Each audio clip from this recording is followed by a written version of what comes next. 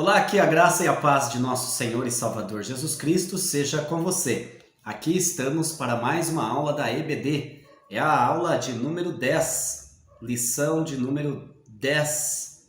Nós estamos estudando o terceiro trimestre da nossa Escola Bíblica Dominical neste ano de 2022. Temos aí o título, Os ataques contra a Igreja de Cristo. Exatamente, os ataques contra a Igreja de Cristo. Este é o tema geral e o subtema de todo o trimestre. As sutilezas, atente bem para essa palavra, as sutilezas de Satanás desses dias que antecedem a volta de Jesus. Nós já estudamos aí várias aulas, Nós estamos na aula de número 10, nós já passamos... tivemos a primeira falando aí a sutileza de Satanás contra a Igreja de Cristo, a sutileza da banalização da graça, a sutileza da imoralidade sexual, a sutileza da normalização do divórcio, também foi um assunto interessante que nós falamos aqui, a sutileza do materialismo e do ateísmo, a sutileza das ideologias contrárias à família, a sutileza da relativização da Bíblia, a sutileza do enfraquecimento da identidade pentecostal, a sutileza do movimento dos desigrejados, é a aula passada. E agora, na aula de número 10, a sutileza contra a prática da mordomia cristã. Praticamente todas essas aulas estão aí no meu canal. E eu quero, de antemão, agradecer aí o seu carinho, você que sempre está comigo aqui. Os meus vídeos não são tão editados e tal, aqui com tanta... eu diria assim, com tantos recursos, mas de qualquer maneira eu sou grato aí a você que está aqui comigo. Na verdade, eu preparo a minha aula para lecionar. Essa aula aqui, ela vai ser lecionada dia 4 de setembro, às 8h30. Eu estou lecionando na Assembleia de Deus Aliança de Paz, na cidade de Cabreúva, bairro Vilarejo, Rua França, 615. Você é meu convidado para estar com a gente todos os domingos às 8h30 da manhã e também aos domingos às 18h30, aquele poderoso culto da família, e você é meu convidado. Vem nos ajudar para nós fazermos a obra do Senhor. Tudo bem? Bom, vamos então à aula. A sutileza contra a prática da mordomia cristã. Esse é o assunto em pauta aqui para nós, para você realmente ficar inteirado, eu uso a revista, não falo aqui só de cabeça, tá aqui a aula preparadinha, tudo direitinho, tá bom? Então vamos lá. Nós temos o nosso texto áureo que está em Gênesis 4:20, uma parte do texto áureo, que diz: e Abrão deu-lhe o dízimo de tudo. Perceba que nós vamos falar sobre dízimo, vamos falar sobre ofertas, porque o tema é esse, a sutileza contra a prática da mordomia cristã. Sempre que fala de mordomia, já foi confundido essa palavra aí, por pessoas acharem que mordomia está só de boa, Ou então tem aí algumas regalias, mordomia. Na verdade não, Mordomia é administração. Eu particularmente tenho a minha graduação em administração e entendo que mordomia, na verdade, é administração. Quando fala mordomia cristã, então o próprio nome, já se refere aí que é na questão eclesiástica. Muito bem. A nossa verdade prática diz o seguinte, olha, contribuir financeiramente para a obra de Deus é mais que um dever, é um privilégio, é uma bênção você poder contribuir com a obra do Senhor. Não é peso, não é sacrifício, como alguns acham, vai ter que contribuir, poxa vida. Não, contribuir é mais que um privilégio, é mais que um dever, aliás, é um privilégio, é uma bênção você poder contribuir na obra do Senhor. E tem um detalhe, a contribuição, como diz aqui a verdade prática, é a expressão máxima da gratidão ao Pai. Quando eu contribuo, eu estou agradecendo a Deus por tudo aquilo que Ele fez por mim, por todas as bênçãos a mim dispensada. Sensacional, é incrível. A leitura bíblica em classe, é importante fazer essa leitura, mas eu não vou fazer aqui, você pode fazer aí na sua casa. Gênesis, capítulo de número 14, do versículo 17 ao 20. você pode fazer essa leitura e você vai se inteirar da palavra do Senhor que nós vamos comentar aqui, tá bom? Então vamos ao comentário do texto áureo, que é o que eu sempre faço. Gênesis 14, 20 diz então: e Abraão deu-lhe o dízimo de tudo. Esse texto áureo está inserido então no capítulo 14 do primeiro livro da Bíblia, que é o Gênesis, né? Entre os versículos 18 a 24. E ele fala sobre o ato de Melquisedeque abençoar um homem que foi chamado de amigo de Deus, que é Abraão. Então, esse texto aí fala sobre esse personagem, Melquisedeque, e que ele abençoa Abraão. Portanto, o texto áureo completo, o versículo inteiro, diz assim, ó: e abençoou-o e disse: bendito seja Abrão, que depois que mudou o nome para Abraão, né? E abençoou e disse: bendito seja Abrão, do Deus Altíssimo, o possuidor dos céus e da terra, e bendito seja o Deus Altíssimo que entregou os teus inimigos nas tuas mãos e deu-lhe o dízimo de tudo. Alguém já interpretou isso aqui dizendo que o Melquisedeque que deu o dízimo para o Abraão. É incrível. Não. Abraão recebeu a bênção, a imposição das bênçãos do Melquisedeque e deu o dízimo de tudo. Abraão deu o dízimo. O Altíssimo, a quem deu o crédito por ter dado a Abraão o general que dirigira a operação, então teve ali um trabalho, uma confederação que você pode conferir, e Abraão venceu uma guerra com os 318. Mas eu não vou entrar nesses pormenores aqui. A grande questão é que esse Melquisedeque reconheceu essa vitória de Abraão e abençoou ele, porque Abraão volta da guerra com a vitória, de posse de vitória. Abraão, na verdade, havia então derrotado 4 reis, o que não foi um feito insignificante, foi um trabalho extraordinário, porque Abraão não era homem de guerra, né? Os intérpretes judeus fazem esses reis, ou dizem que esses reis representam a Babilônia, a Pérsia e a Grécia e Roma, tá? Todos os quais mais tarde se tornaram opressores de Israel, isso é fato, mas que foram caídos um por um. Depois, mais tarde, muitos que se levantaram contra o povo de Deus caíram por terra, porque você vê que o próprio Abraão já tinha vencido os cabeças lá atrás, né? Bom, seja como for, a lição de moral espiritual é clara. O quê? Somente através da ajuda divina podemos obter vitórias significativas de qualquer modalidade. Vou repetir para você. Sendo assim, as pessoas podem receber bênçãos, vitórias de Deus, vitória significativa com a ação de Deus. Embora, como é óbvio, tenhamos de fazer nossa parte. A vitória do povo de Deus, a vitória do homem de Deus, da mulher de Deus, vem de Deus. Como diz o Salmo 125, os que confiam no Senhor serão como montes de Sião, que não se abalam, mas permanecem para sempre. Todavia, tem a atitude do homem, tem a atitude do ser humano, mas a vitória vem do Senhor. Tem um hino, tem uma frase de um hino que diz: como poderíamos obter uma grande recompensa se agora evitamos a lutar? Né? Então tem essa frase desse louvor. Gente, é o seguinte: e Abraão deu o dízimo de tudo para Melquisedeque. O dízimo é uma oferenda de gratidão a Deus. Mostra, quando você oferece o dízimo, você mostra ser generoso. Abraão demonstrou ali ser generoso com o supremo sacerdote, ou representante de Deus ali naquela ocasião, né?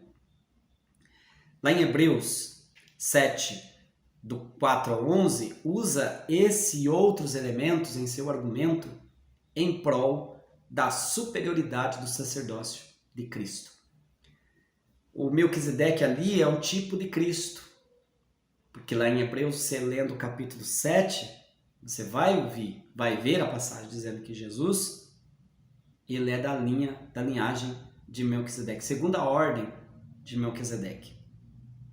E aí, como Abraão deu o dízimo para Melquisedeque, então nós servimos ao Senhor e depositamos o nosso dízimo no altar. O dízimo, na verdade, foi dos despojos. O dízimo que Abraão deu ali foi dos despojos tomados ao adversário, porque é natural, você vai lá, vence uma guerra, você traz os despojos. E Abraão deu o dízimo ali naquela ocasião. É possível, porém, que Abraão se tenha sentido justificado ao dar o dízimo de tudo. É possível que ele se viu justificado. Falou, bom, dou o dízimo de tudo aqui, tranquilo. Tá, nesse ponto, achamos a primeira menção bíblica ao dízimo. Então, dízimo aparece pela primeira vez nesse texto, que está bem antes da lei. Mais à frente a gente vai ver comentários de pessoas que se posicionam contra o dízimo, achando que é da lei. Mas esse caso aqui de Melquisedeque está aí cerca de 400 anos ou mais, né, antes da lei. Então, é totalmente possível que esse fosse um costume fixo de sustento dos sacerdotes já na época. Por isso Abraão reconheceu e agiu assim. De qualquer maneira, o princípio veio a tornar-se parte integral do judaísmo. E sem dúvida o dízimo era um princípio observado por vários povos, não somente o povo de Deus, que depois foi adotado isso, né? Não somente pelos hebreus, o povo de Deus. Achamos algo similar na cultura, por exemplo, a cultura helênica, que é no caso dos tarentinos, né? Que deram dízimos depois de terem obtido uma vitória sobre os paucetianos, isso na história. Então, um dízimo foi enviado a um deus, Delfos, nesse caso. Tem aí um grande estudioso, Adão, que ele disse o seguinte: muitos povos antigos seguiam essa prática do dízimo.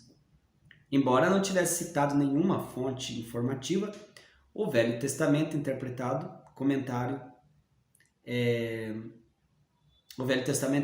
comentário, versículo por versículo, onde aparece essa expressão desse grande comentarista, que ele disse o seguinte, deixa eu repetir o que ele falou aqui.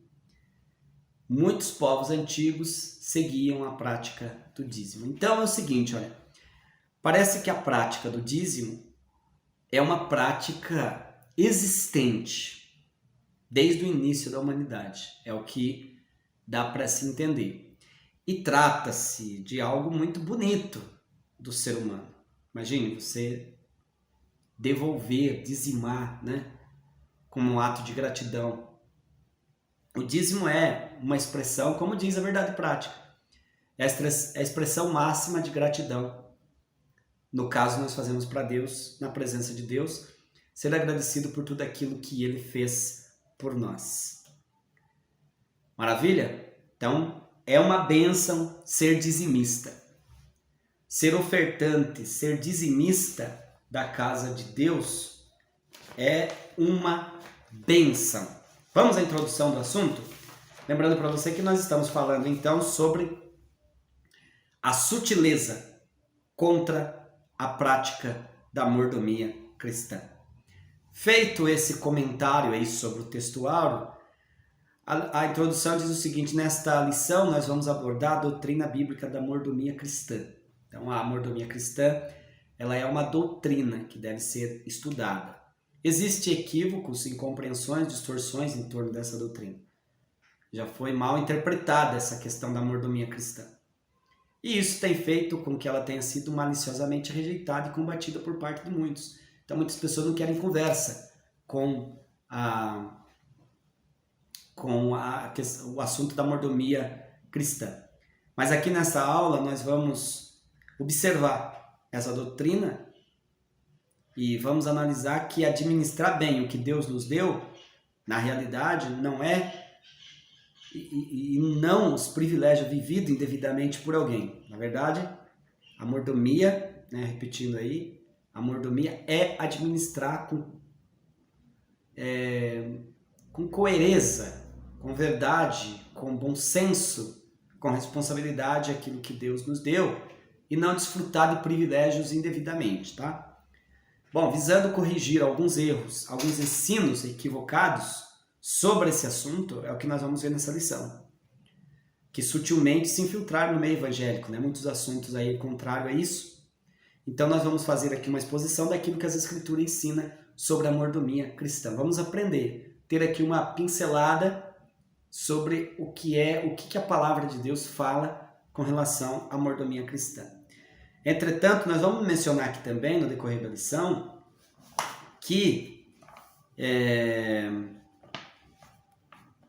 os que se posicionam contra a prática do dízimo usam esses estereótipos como justificativa para a sua infidelidade. Então, de um lado, tem aqueles que se posicionam contra. Errado. E tem aqueles que abusam, né? Vão além daquilo que está escrito. Então, nós vamos aqui mostrar que a prática do dízimo e das ofertas, longe de ser um fardo para que o irmão seja feliz em dizimar e contribuir, na verdade, o dízimo e a oferta, as ofertas, aliás, na obra de Deus, é a expressão máxima de gratidão por parte do cristão que se sente agradecido a Deus por tudo quanto o Senhor tem feito. Tópico de número 1 fala o seguinte: conhecendo o evangelho da barganha. Pois é, essa é a questão, né? Evangelho da barganha. Infelizmente, o ensino bíblico, aliás, no evangelho da barganha, o dízimos e as ofertas aparecem como moeda de troca. Infelizmente, o ensino bíblico da mordomia cristã tem sido desvirtuado e distorcido por esses que propagam o evangelho da barganha. Então, eles conseguiram distorcer a riqueza do dízimo. O que, na verdade, a doutrina da mordomia cristã ela é genuinamente bíblica, eles então transformaram numa prática de barganha. Toma lá, dá cá, né? Técnicas de arrecadação de fundos são usadas para explorar os incautos e mais pobres, né? Que é o tal do vale tudo. Então, a Bíblia fala das ofertas voluntariamente, ofertas alçadas, e fala de dizimar, que isso é bênção. Agora, quando eu pego a ideia de oferta e de dízimo e outros, né, e coloca como a ideia de dê tudo aqui, porque você vai receber 100 vezes tanto, aí já entra a troca, né? É a barganha. Nós não comungamos isso. Nós somos terminantemente contrário a isso, né? Através das mídias, esse pessoal fazem com que eles continuem pedindo e pedindo e pedindo para as pessoas e fazendo as promessas que nem Deus fez. Porque é bem verdade que aquele que contribui, que dizima na obra do Senhor, eu tenho para mim. Vive as bênçãos do Senhor. Na verdade, ele já traz no altar porque ele já foi abençoado. E ele vai continuar sendo abençoado. Agora, o que não dá é você dizimar ou ofertar debaixo dessa enxurrada de informações desses que são amantes do dinheiro, né, eu diria, esses pregadores, né? E fazem do evangelho, em vez de ser o evangelho da graça, da salvação das almas, o evangelho da barganha. Coloque tudo aqui, porque você vai receber muito, muito, muito em troca. Então, nesse jogo de troca, vale tudo, né? Vale até aquelas expressões de colocar Deus na parede. Ah, eu coloquei Deus na parede porque Deus tem que me dar. Sempre escutei isso e eu me dá vontade de dizer assim, mas onde é que você arrumou parede para colocar Deus? Porque Deus é tão grande.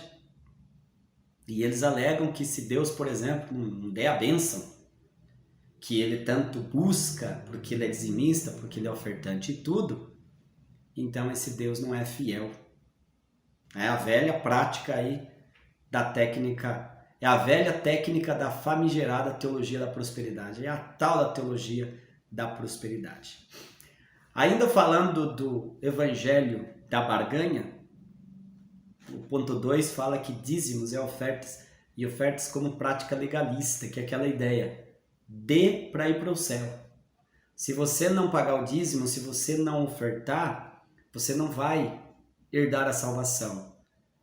Meu querido, salvação é através do sangue de Jesus. Eu não estou aqui para dizer que você tem que dizimar para ir morar no céu. Nós vamos ver que, na qualidade de salvo, e sendo grato por tudo aquilo que ele me fez, eu vou dizimar e ofertar na obra do Senhor. Então, outro efeito colateral do evangelho, desculpa que eu estou um pouquinho ruim da garganta aí, o efeito colateral do evangelho da barganha está no fato de que ele é legalista, colocado como lei. Se você não fizer, você não vai morar no céu, um exemplo, né? Isso quer dizer que tornar a prática do dízimo e das ofertas algo meritório faz com que a salvação não seja, então, pela graça. Quer dizer, você faz para receber. E aí não dá, né? Evidentemente que isso é uma distorção da verdadeira mordomia cristã. Nós somos aceitos diante de Deus por causa do sangue de Jesus na cruz do Calvário. Em outras palavras, a salvação não é pelas obras, mas é pela graça, tá? Então, resumindo aí o tópico de número 1, ele diz o seguinte: a entrega do dízimo e das ofertas não é barganha com Deus. É isso que precisa ficar claro. Entregar o dízimos e as ofertas na obra do Senhor não é barganhar com Deus. E nem prática legalista. Tem que ser um privilégio, um amor, uma gratidão. E agora então vamos para o segundo tópico da lição. A doutrina bíblica do dízimo sob ataque. Então a doutrina bíblica do dízimo está sob ataque. O primeiro ataque contra a verdadeira doutrina do dízimo seria o seguinte: o dízimo era uma prática da lei, é o que falam, né? Então muitos se aproveitam daquilo que os maus obreiros ensinam e praticam sobre o dízimo, né? Que é aquela exploração, o vale tudo e tal, para se eximirem desse dever cristão, alegando, a alegação deles é mais comum dentre muitas outras, é dizer que o dízimo é da época da lei, ou que era um preceito mosaico, preceito da lei.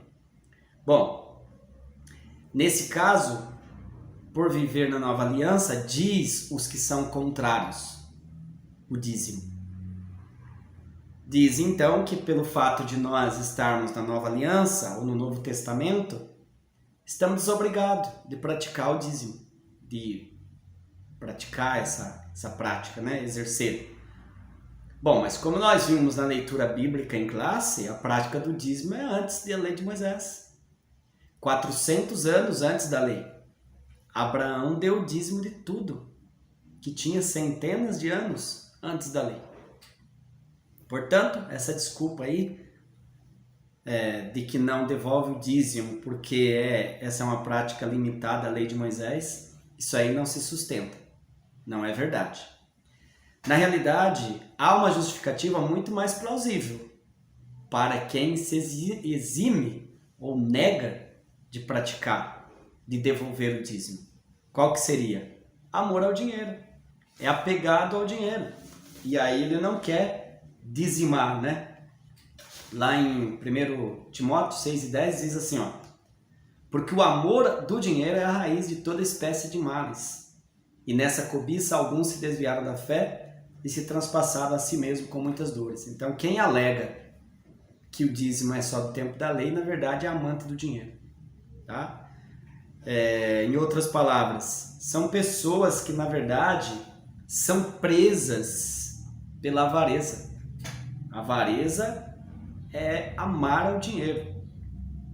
Lá em Hebreus 13:5 diz assim, ó: sejam os vossos costumes sem avareza, contentando-vos com o que tendes, porque ele disse: não te deixarei, nem te desampararei.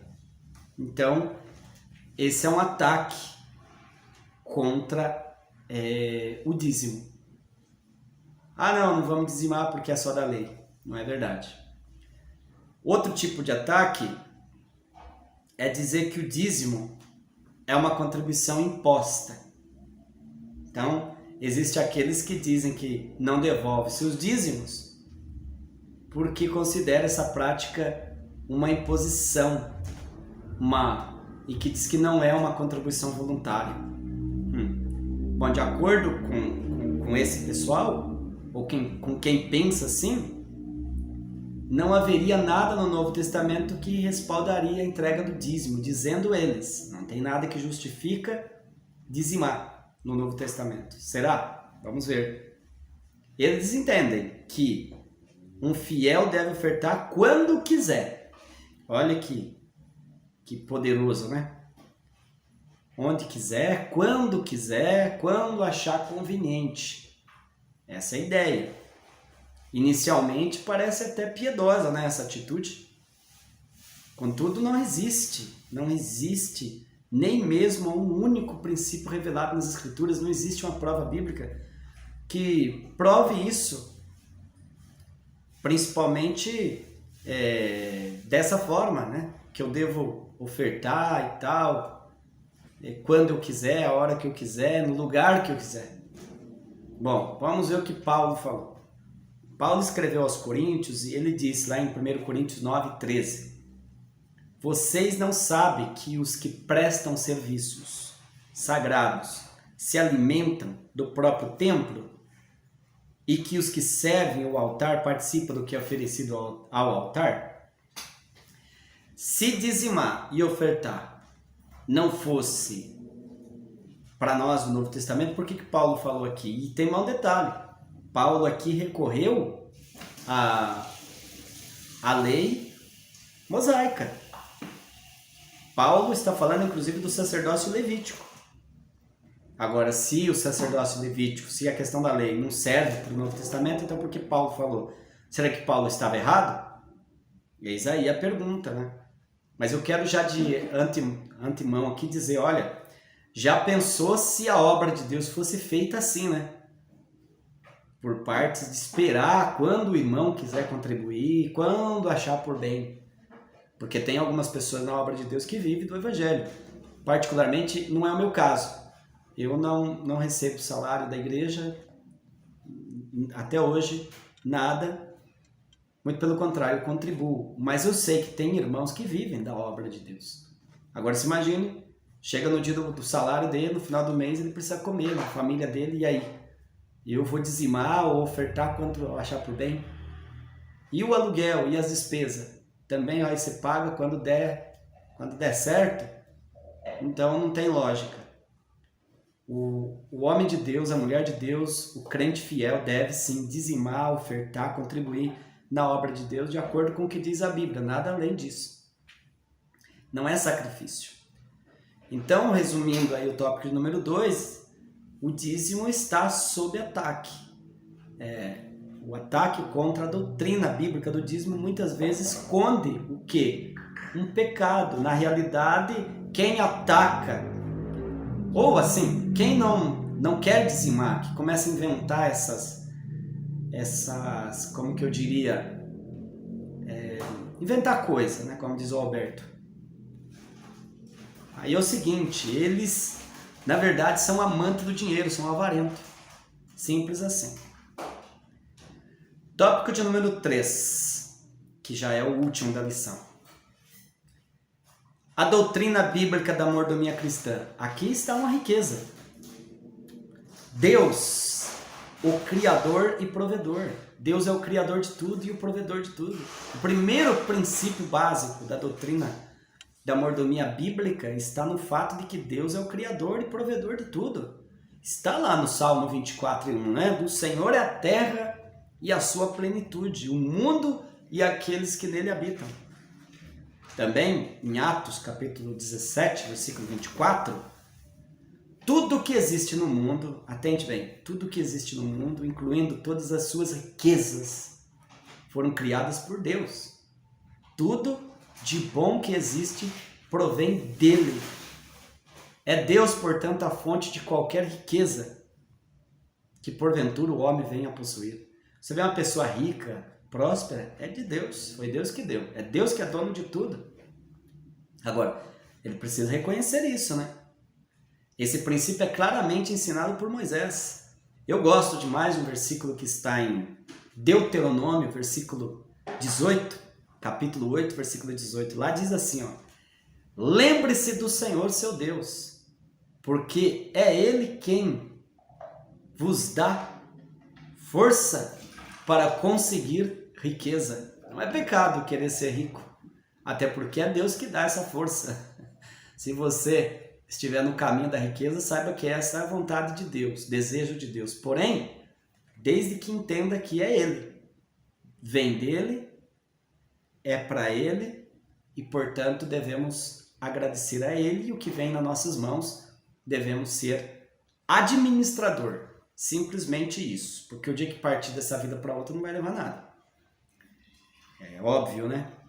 O sábio Salomão, ele diz, e está lá em Provérbios 10 e 22, eu memorizei esse versículo, porque lá diz assim, ó: a bênção do Senhor é que enriquece e não acrescenta dores.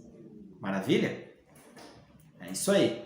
Então, ser dizimista e ofertante nada mais é do que reconhecer o Senhor como a fonte provedora de tudo. Graças a Deus.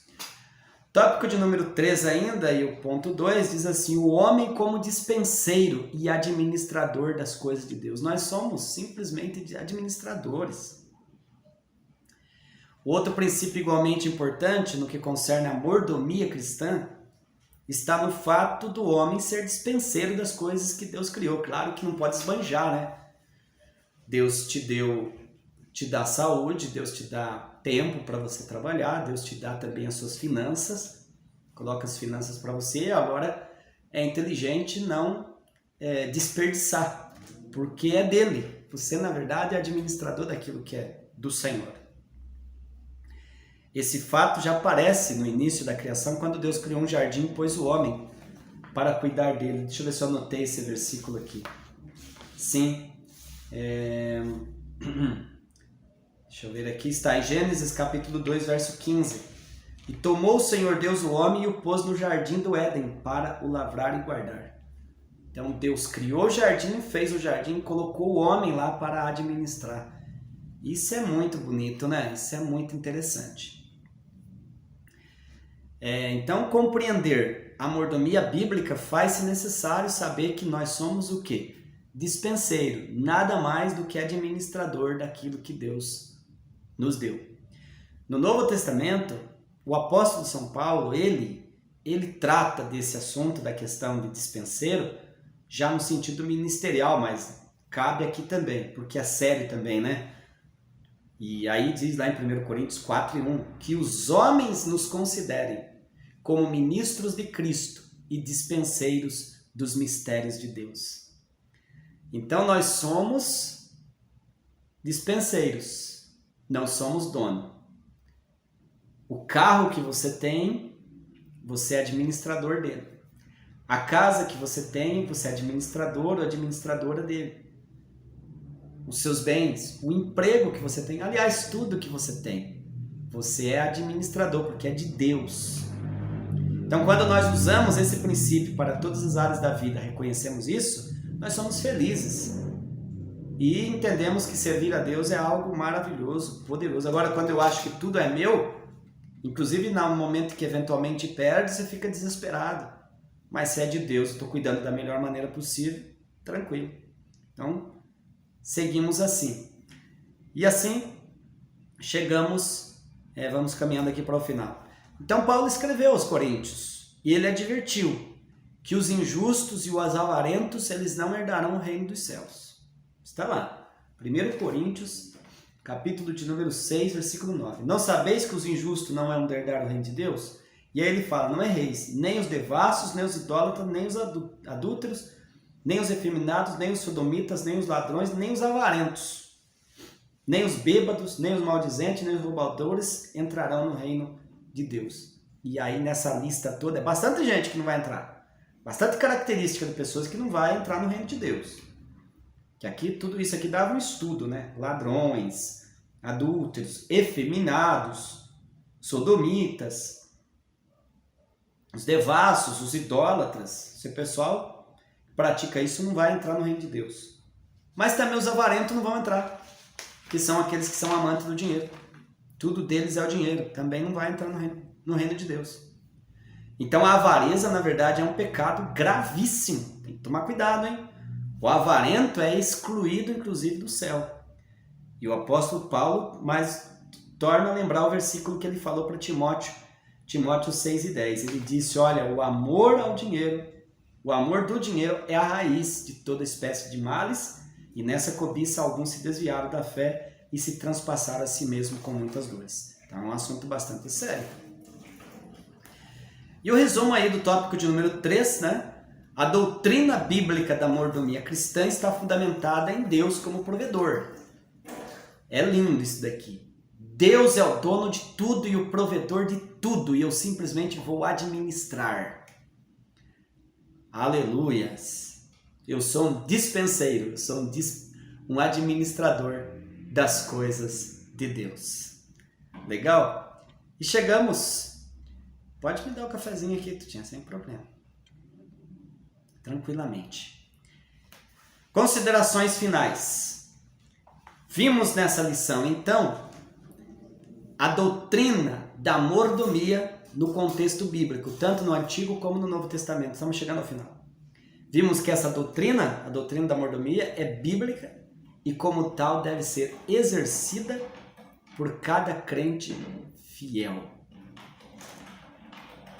Fiel a Deus, né? Dentro desse contexto, mostramos que a prática do dízimo e das ofertas é fundamentada em princípios bíblicos imutáveis, algo que não muda e, como tal, deve ser observada e obedecida, logicamente, pelo crente que é fiel a Deus e que sente gratidão por tudo aquilo que Deus fez por ele.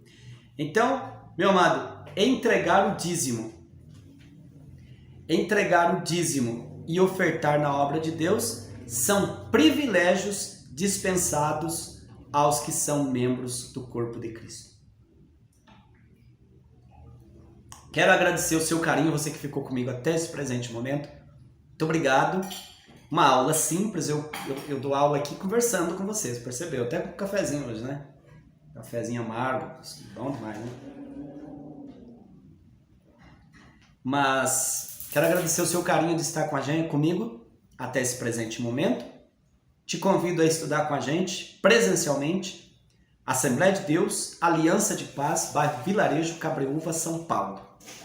Às 8h30 da manhã, todos os domingos. E às 18h30, o grande culto da família.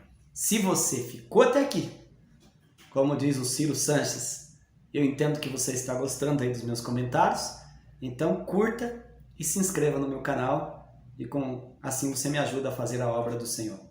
Um forte abraço, a paz do Senhor.